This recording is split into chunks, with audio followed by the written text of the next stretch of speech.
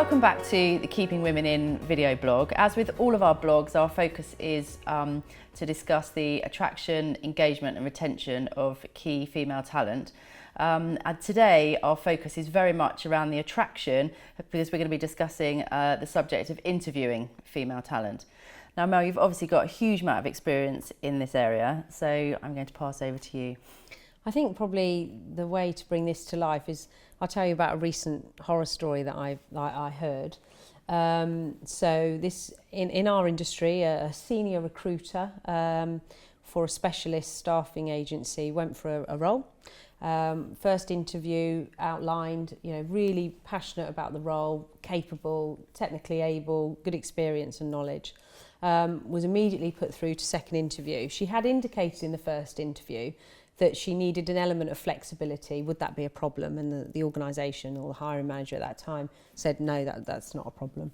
Got through to the second interview, same thing happened, great interview, indicated the same thing, I need this level of flexibility. And it wasn't a big ask, it was more around, I need to do pick up basically, and on some days take my children, but predominantly pick them up. Again, that next level hiring manager deemed that not a problem, to the point where she was offered the role verbally, she accepted, she resigned from her other job, and then she got her contract from HR, which is normal the process, and she realised that none of that flexibility, flexible working, anything was in that contract. HR actually phoned her directly and said there's been a mistake, we only offer flexible working to our more senior people in the organisation, and therefore we have no other option but to withdraw the offer. And she'd already given a notice in? She'd already given a notice in, ready to start her new role, very excited about her new role. I'd like to say that's uncommon, but I just think that it reiterates, where's the mistake here? Where did that break down?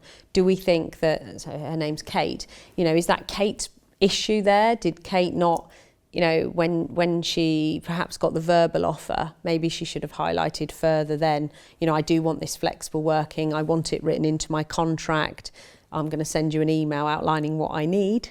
Or the fact that she was treating it very almost light, and she had hiring manager agreement along the process. Was that because she felt, do you know what, this isn't going to be an issue for me, I'm only asking, and quite often in these instances I find that flexibility is around just being able to do the pickup, and then once the children are fed and normally gone to bed, you log back on and finish off your day. So I think perhaps she was more light-hearted about it, and maybe, but where was the mistake?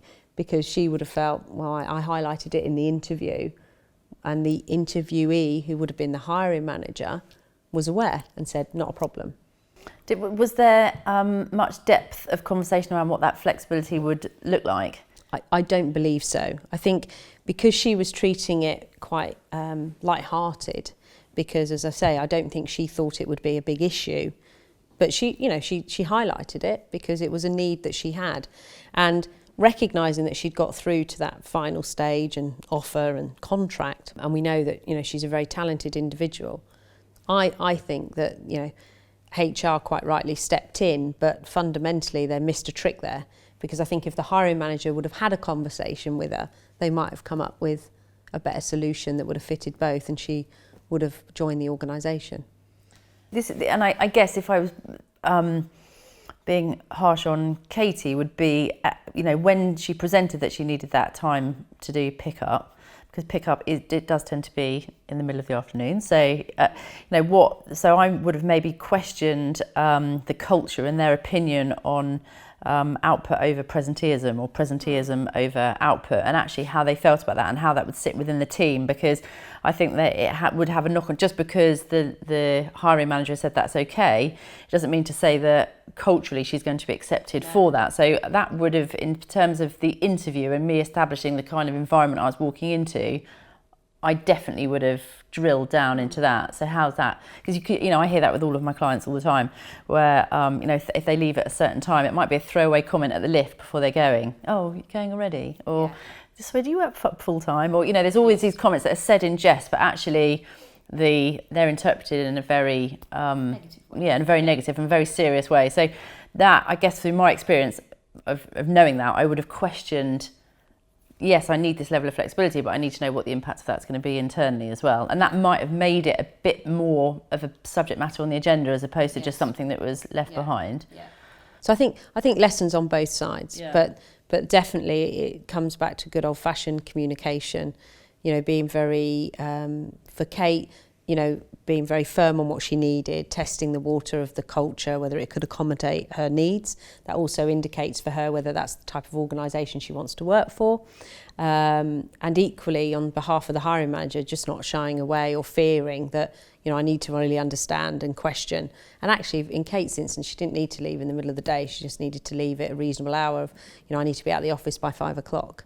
It's not unreasonable, but obviously in the recruitment industry as such, people tend to work a lot longer hours. So it's just how that fits in.